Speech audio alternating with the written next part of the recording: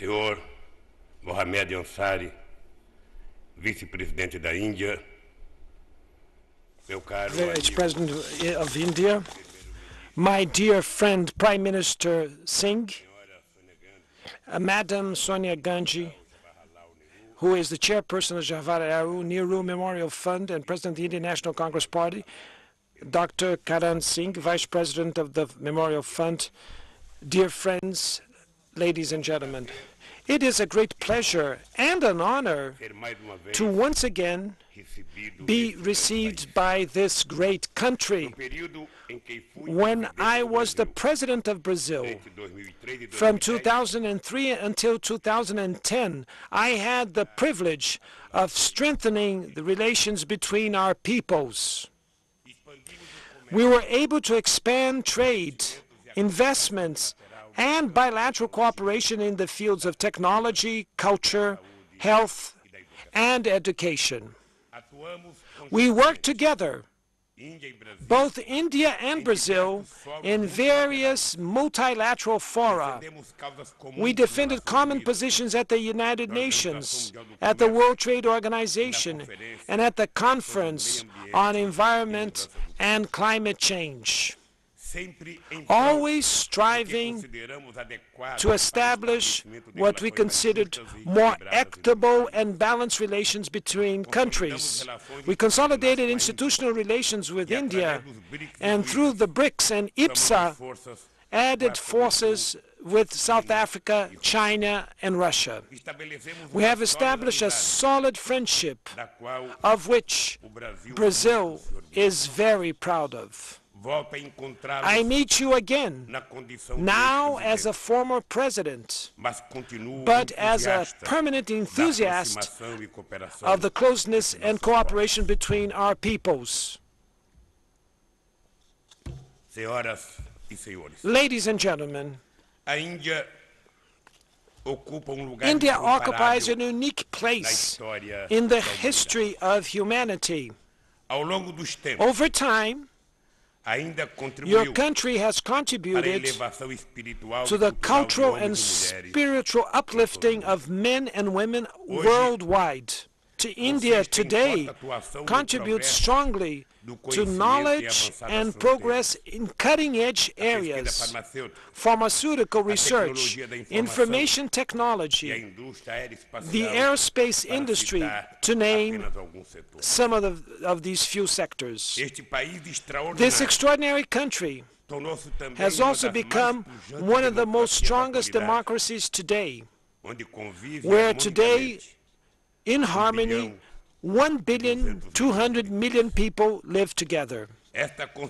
This construction is the result of the struggle and perseverance of an entire generation that was consolidated and perfected by those who succeeded it. It has its origins in the struggle for independence, when India was unified under the doctrine of nonviolence through peaceful but firm civil disobedience and against the colonizer. The inspirer of this doctrine, Mahatma Gandhi, has attracted the world's attention by the coherence of principles and loyalty to the cause of his people. A century after having set out his journey, Gandhi remains as a symbol of moral integrity and an example of love of justice for all the world. Side by side, Gandhi, there was always the political leader who rightly is considered the founder of the modern Indian democratic state that we have today. Jawaharlal Nehru was, in fact, a guide dedicated to his people. His ideal of nation was based on the social development of the most humble sections of the population. He fought hunger and poverty, promoted economic growth, and improved the living standards for those that were more in want, which was something remarkable considering the size of the Indian population. He was a pioneer of the sustainable economic development model with social inclusion that many countries pursue today. 5 years ago, I had the honor of receiving the Jawaharlal Nehru Award here. I recall some of the words I said on that occasion. Quote, Nehru laid the foundation for building a more just and equalitarian nation. His independent foreign policy made India earn a prominent place in the international community. His advocacy of peaceful settlement of disputes and the right to self-determination was always a source of inspiration for people that were seeking dignity. Unquote now. In present-day circumstances, I realize even more clearly the historical relevance of leaders like Nehru. In his time, he dared to defy the political rationale of a bipolar world. The initiative to create the non-aligned movement in 1961 opened new perspectives for relationships between countries. Along with the Egyptian President Gamal Abdel Nasser and with the Yugoslav leader Joseph Tito, Nehru established a counterpoint to the two military political blocs of the Cold War. The non-aligned advocated respect for self-determination, non-intervention, peaceful coexistence, and cooperation for development.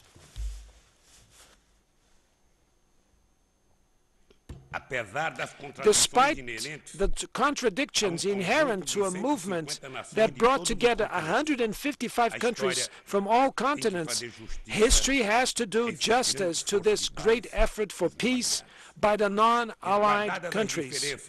Notwithstanding the differences between the current situation and that of 50 years ago, it is essential to recognize that the principles of the movement remain fair and valid even today. What remains strikingly relevant above all is Nehru's audacious nonconformity. The poet Tagore said, quote, where the mind is without fear, the head is held high, end of quote. Today's challenges also require a new attitude, assertive and bold, as we learned from Nehru. Ladies and gentlemen, we live in a time of great perplexity. The impact of the financial global crisis that peaked in 2008 is still being felt in the wealthiest economies, with harmful consequences for the global trade and the economic activity of all countries. The recession in Europe is a reality technically verified by the GDP results, which fell by 0.1% in the third quarter, according to the European Central Bank. It's the second consecutive quarterly decline of the GDP in Europe. The economic downturn is being felt most heavily by the more vulnerable countries in the Eurozone: Greece, Portugal, Spain, Italy, among others.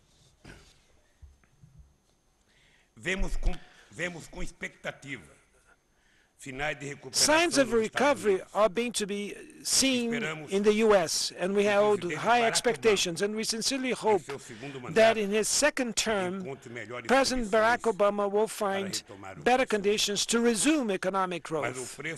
But the price of the crisis has been paid around the world.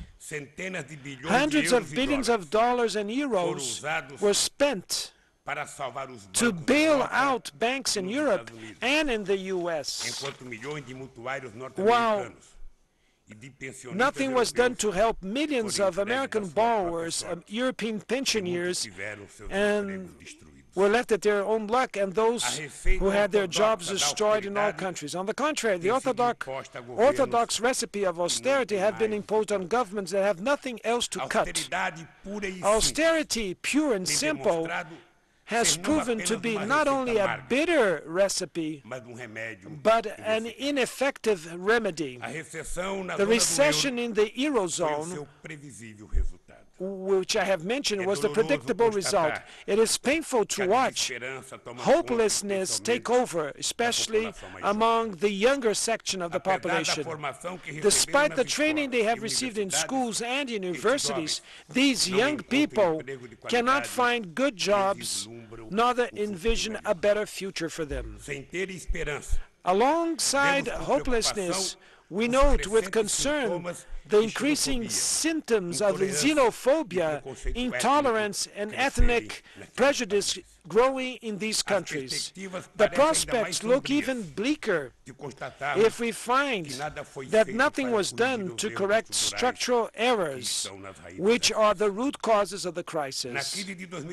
On the 2008 global financial crisis emerged in an environment of irrationality as rarely seen before.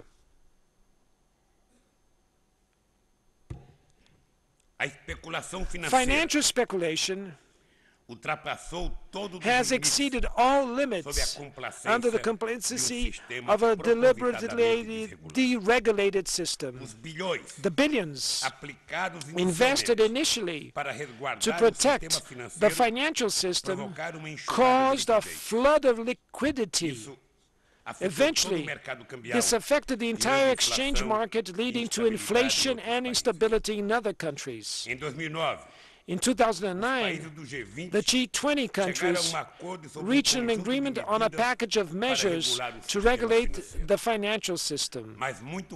But almost nothing, or very little, has concretely been done in this direction. The recently announced European financial mechanism is a positive initiative, but came late, because we know that for the cost of any help will be infinitely greater than if it had been done in the early stages of the crisis.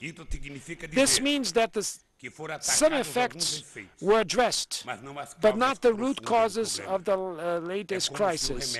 It is as though the drug had caused a new disease. Ladies and gentlemen, I recall here a sentence from Nehru, absolutely valid for the moment that we are living. He said, quote, "Crises and deadlocks, when they occur, have at least this advantage. They force us to think," end of the quote. This crisis has allowed us to think and understand very clearly that it is essential to sign a new compact between governments and multilateral institutions. The markets definitely does not have the magic wand to regulate itself as many have imagined. The moment requires more than just austerity measures and bank bailouts. It requires concerted political action among countries with the definition of a new agenda. It requires a development policy to encourage the potential of each region in the world and put them on a path leading to sustained growth. It demands reviewing protectionist barriers that prevent poor or emerging nations from expanding their exports to rich nations. Mechanisms are necessary to avoid speculation in international financial markets and the resulting instability in commodity markets. As I have said, this new regulation demands common action in a bold and assertive manner. Fair and lasting solutions will only be built with the participation of emerging countries, which constitute a new dynamic axis of the global economy.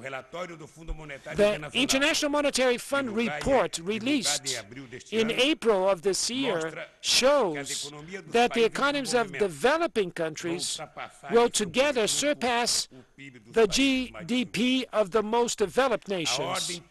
The world political order must necessarily reflect this new reality, and not of the balance of power at the end of World War II.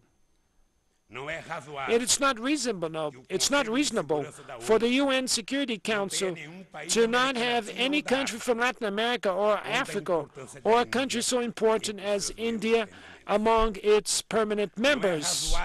It's not likewise unreasonable for international financial institutions to keep ignoring the new economic dynamics, very different from the days of Bretton Woods.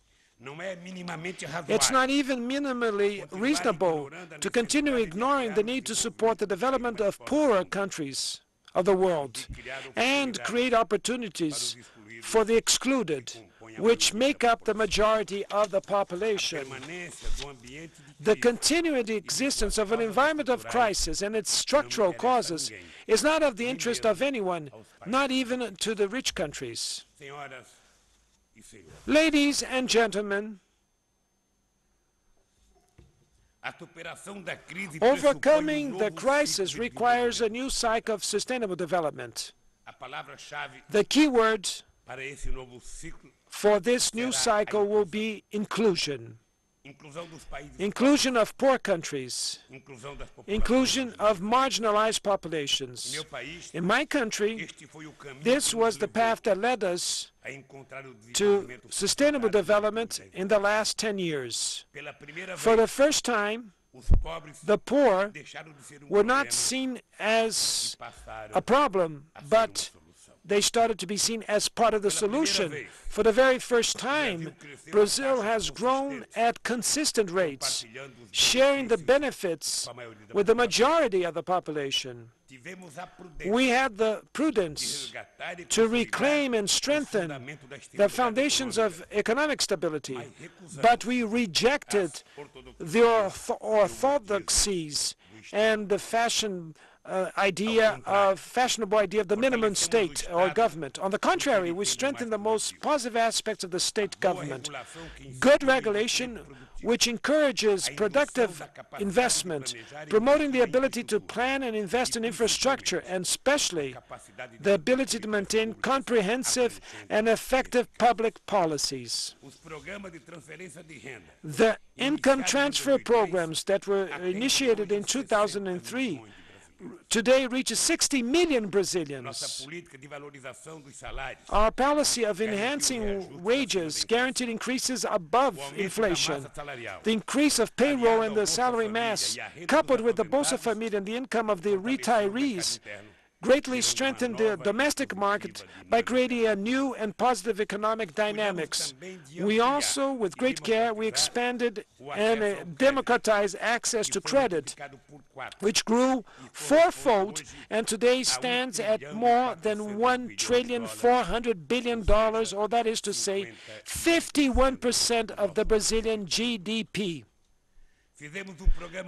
We developed electricity for all program that took energy to 3 million households in the countryside and in the Amazon rainforest, bringing benefit to 3 million people that were living under candle lights. 5 years ago, we launched the Accelerated Growth Program, the PAC acronym in Portuguese, which promoted around $300 billion in public and private investments for infrastructure. And thanks to this, to the combination of these policies, Brazil was able to deal with and overcome the crisis when its impacts were felt in 2008. When we mobilized state-owned banks, when credit dried up to help the development of the country, we were able to adopt anti-cyclical policies that allowed us to confront the crisis, and Brazil came out of the crisis bigger and better. Today, we are the 6th largest economy of the world with a GDP of $2.7 trillion. And if God wishes so, till 2016, we will become the 5th largest economy of the world. In 10 years, since we arrived in government, we have created 17 million new jobs. Between 2000 and 2010, the income of the 50% poorest of the country went up 68%, while the income of the 10% richest went up 10%. That is to say, the income of the poorest grew sixfold than the income of the rich. 28 million Brazilians were lifted from absolute poverty, and other 40 million were lifted to middle social class. It's the largest social mobility ever seen in the history of Brazil.